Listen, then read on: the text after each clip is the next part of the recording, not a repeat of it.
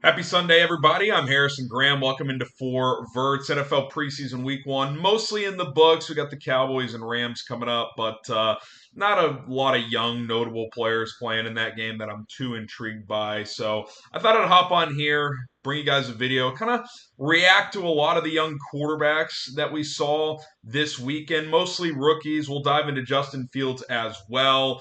Caleb Williams, Bo Nix just finishing up, doing some interesting things. So we're going to get to all of that here. We're like 15 subs away from 1,400 here on the channel. Can we get to 1,400 subs by the end of the day? I would love to wake up tomorrow and be at that number. We're going to continue to plug out content on a daily basis. During the season, I want to react to every single week my top takeaways. So, kind of experimenting with that here in NFL preseason week one. So, if you want more videos like this, hit that subscribe button. Let's roll, baby. Okay, Caleb Williams, I think stealing a lot of the headlines here, and rightfully so. I think he played pretty good, and I think out of all the young guys that played this weekend, he made the most wow plays, right? He had a couple of throws where you're just like, whoa, okay, that does translate to the NFL, at least early on here. Now, obviously, it's preseason. You got to take all this stuff with a grain of salt, but 4 of 7, 95 yards, QB rating of 102, had a 13-yard scramble on a third down to extend a drive. 2 of the 3 incompletions were drops by Cole Kmet and DJ Moore on nicely thrown balls, so easily could have been 6 of 7 for 120 yards and maybe would have scored a touchdown on the second drive, but led 2 field goal drives. And I think he kind of saw the full arsenal. He was patient in the pocket, threw a strike to DJ Moore for 13 on 3rd and 12. You saw him throw with velocity. You saw him throw with touch. I think, and my biggest takeaway from Caleb Williams through 2 drives of a preseason game, he's already elite at the NFL level at this. And by this, I mean throwing on the run. We saw this all the time in college at Oklahoma and USC. When he escapes the pocket and throws on the move, whether it's on a designed boot or him keeping a play alive, he is absolutely elite because his arm talent and different arm angles he can use to deliver the football into traffic is incredibly impressive, especially on the move.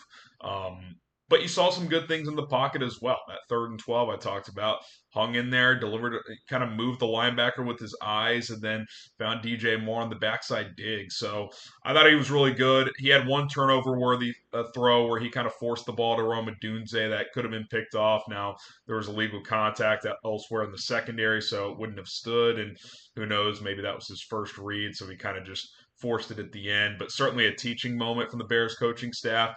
I was pretty impressed with what he was able to do. I know a lot of you guys know me from our Bears channel, Bears Now, dove deeper into Caleb if you want to go check that out. But I think if you're a Bears fan, you got to be pretty happy.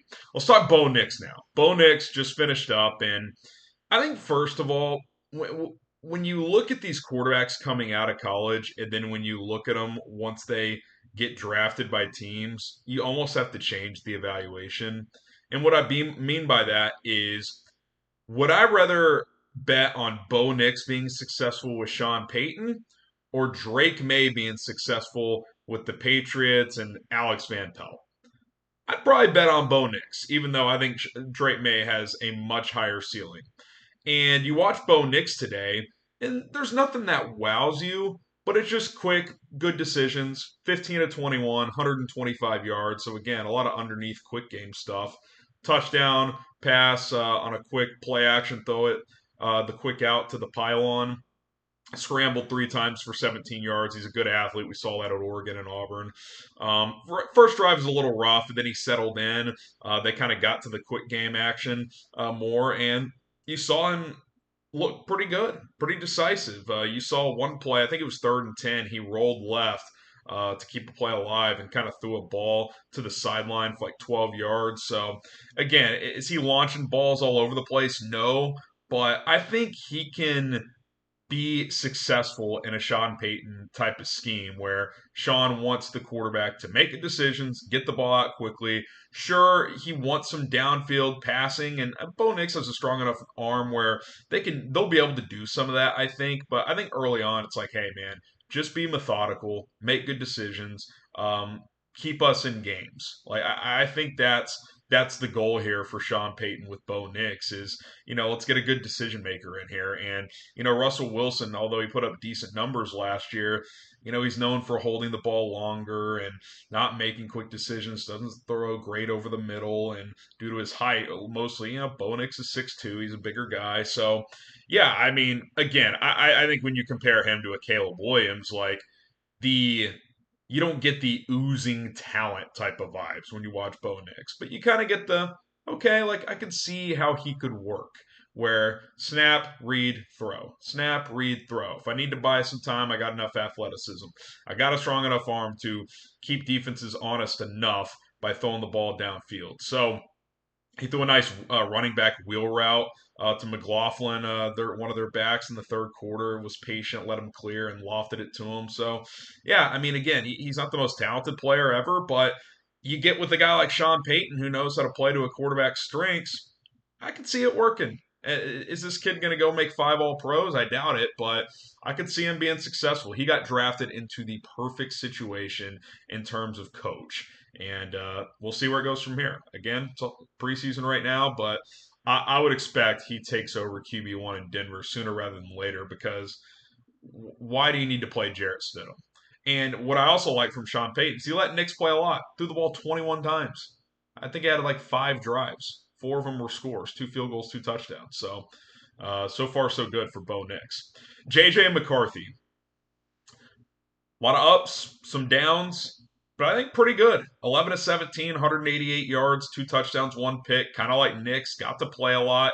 Like Kevin O'Connell doing that. He scrambled a couple of times for 18 yards.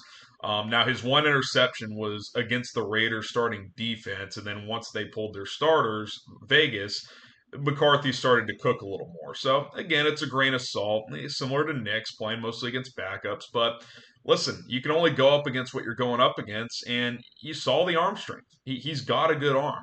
I said with him coming out, my biggest worry and concern with him was a couple of things. One, he doesn't throw with great touch, at least on his Michigan tape. He doesn't layer footballs a lot. He's got the fastball, but doesn't layer the ball great, doesn't always have a great deep ball. Well, threw a nice little deep ball up the left sideline for about a 50-yard touchdown. That was a really good throw. And two, he can throw on the move. He's a good athlete. And again, like Bo Nix, he gets to go to Kevin O'Connell, a Sean McVay disciple who's a proven play caller in this league as his head coach. Again, I think Drake Maye is twice the talent JJ McCarthy is. But I might gamble on McCarthy to have a better career just due to the situation. Oh, and by the way, he's got Justin Jefferson and Jordan Addison. Like that, I don't know when he's going to play this year. Like, again, if I was Denver, I'd probably just go to Knicks right away. But I think Sam Darnold, who looks pretty good as well, will start the season in Minnesota, and they'll kind of see where that goes. But McCarthy, he looks better than I thought he would. And I like how they let him play a lot. So, and he bounced back from the early turnover. It was an ugly pick, and he bounced back, played pretty well the rest of the way. So, listen, a lot of these young guys played well this week, and I was impressed. And again, a lot of these defenses are vanilla. Guys are sitting out. I get all that stuff, but for the most part, this rookie class looks pretty darn good. Jayden Daniels, that brings us to him. He only played 1 drive, but again, good things. 2 for 3, 45 yards, threw a nice little right side deep ball to De'Ami Brown for 42 yards. Scrambled for a nice little 3-yard touchdown run where I think that's my biggest takeaway here is what we saw at LSU last year, we kind of saw in this game. Really good deep ball thrower. He's going to be a threat in the red zone as a runner. I don't think you want to run him as much as he ran at LSU, but you get him down into the red zone, like he's a weapon. And obviously you want him to use his legs when opportunity sees fit. He's just got to avoid hits because that was a problem at LSU. And he's a thinner guy. You get a guy like Fred Warner cracking him, trying to scramble for yards. Like, you break some ribs, he could be out a couple of weeks. So he was good, though. In 1 drive, you can't evaluate too much, but he does throw a gorgeous deep ball. Great touch. Like, unlike J.J. McCarthy coming out of college, Daniels can throw with a really good touch. He may not have quite the fastball JJ does, but he can loft that ball nicely. So, there's been a lot of positive reports out of Washington, and 1 drive in the preseason, straight down the field and the touchdown. It was nice. Get to Justin Fields in a minute. Quick kind of rapid fire on some of these other rookies. Michael Penix Jr., a little up and down, but man, he can spin the rock. 9 of 16, 104 yards. He's willing to throw the ball, 10 plus yards downfield. Missed some throws. He airmailed a couple. But man, when his feet are set and he just spins it, it's pretty. Like the RPMs come off that left shoulder. He can really throw the ball with both velocity and touch. A couple of nice sideline throws. Uh, Kind of some quick fades up the right sideline as well. Not true deep balls, but like little 20-yard throws in the air. Obviously he's not going to start Kirk Cousins, but whenever they do turn it to him next year, whenever it is, I think he's going to have a chance to be pretty good in this league because he can make all the throws. He moves just well enough. And, with him, it's all about health. In the last couple of years, he's been healthy. So thought he looked good for Atlanta. And then we get to the Patriots. And what are the Patriots doing? I don't know what their plan is. They draft Drake Maye, number 3 overall, which I think was the right choice, but I would have understood trading down. Like, I'm a big Drake Maye guy, but I think the Patriots, whichever quarterback they took, you're almost like the chances of it working aren't that good because they have a first-year head coach in Gerard Mayo, who's been a linebackers coach for a few years, and that's it. Alex Van Pelt, first-time offensive coordinator, and their weapons aren't that good. They're banking on 2 rookies, Jalen Polk and Javon Baker, who I liked both coming out of college, to perform right away. And so, and Drake May's pretty raw. Like that was the big thing coming out. Like he's raw. He's got footwork issues. He needs a lot of development. So what do they do? You're thinking, oh, well, Sean Payton's playing Bo Nix for 2 quarters. JJ McCarthy's playing 2.5 quarters. Oh, surely Drake May will play for a while. Nope, he played 1 drive. What? Why is he playing 1 drive? He threw a screen, a check down behind the line of scrimmage, and then he missed a throw to Jalen Rager on a crosser. And that's all we saw. What kind of plan is that? Then they play Bailey Zappi for almost 2 quarters, and then Joe Milton plays the last couple of drives, which I want to see Joe Milton too. I'm intrigued by him. He threw a laser 35-yard touchdown late in the game, had a couple nice scrambles, but I'm just like, Drake Maye should be playing the most out of all of these rookie quarterbacks, not just for the Patriots, all of them. Why is Bailey Zappi getting reps in New England? He's not in their future plans. At least he shouldn't be. You are wasting reps by playing him. And now people in the comments might say, "Well, Harrison, they want to raise his trade value. What to get a 6th or a 7th for Bailey Zappi? That's not enough of a return, which I'm not even convinced you could get. A and B, if you do, I don't know if playing him in the preseason really helps you get that. But you aren't in a place where you need a 6th or a 7th round pick bad enough to steal reps away from the guy you drafted number 3 overall. I just, I don't think New England knows what they're doing. And it's just weird to say because for 20 years they knew exactly what the hell they were doing. But when Brady left and the strings started to slip from Belichick, it got ugly last year, and I'm not sure where this thing goes this year. If you asked me right now, who's going to have the number 1 pick in the draft next year, I would say either Carolina or New England. I think New England is really going to struggle, and it's because they're inexperienced across the board. Head coach, offensive coordinator, defensive coordinator, rookie quarterback who probably won't start, which he probably shouldn't, but how about you get him some damn reps in the preseason? 3 throws, 2 behind the line of scrimmage?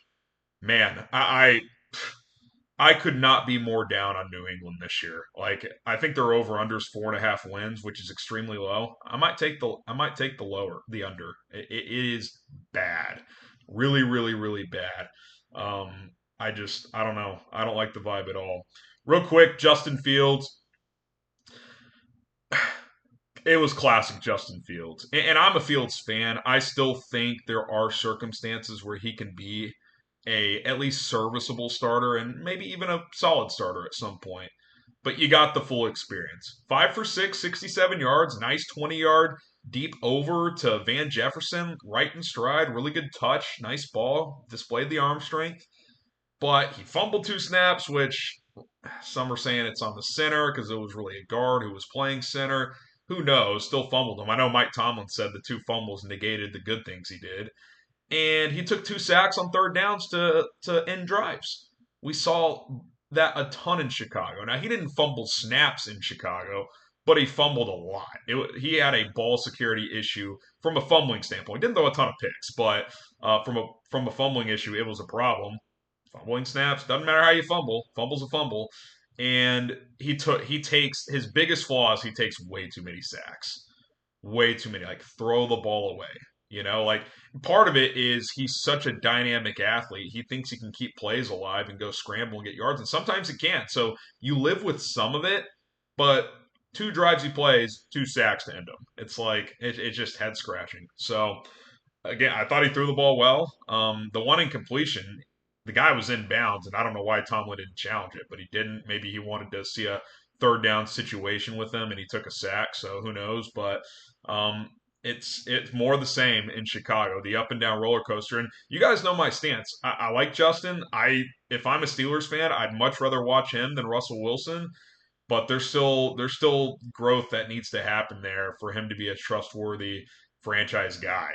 He's just not there right now. So we'll see where it goes. I think Pittsburgh's in a fascinating situation, but I don't think he did enough to sit here and say, they're not going to play Wilson week 1. I think they'll start Russ week 1. Again, not necessarily what I would do, but I think Tomlin's in a spot where it's like, all right, you're going to have to like take this job from Russell Wilson, and I don't think he showed enough to do that. We'll see if he can over the next couple of weeks. All right, there you have it. 4 Verts here on a Sunday, filming from the house. We'll be back in the studio tomorrow with some more NFL coverage. So be sure to subscribe. Appreciate the love and support you guys have shown. We're almost 3 weeks old. And again, we're almost at 1,400 subscribers. That's amazing. My name is Harrison Graham. Hit that sub button if you haven't. And we'll see you guys soon. Peace.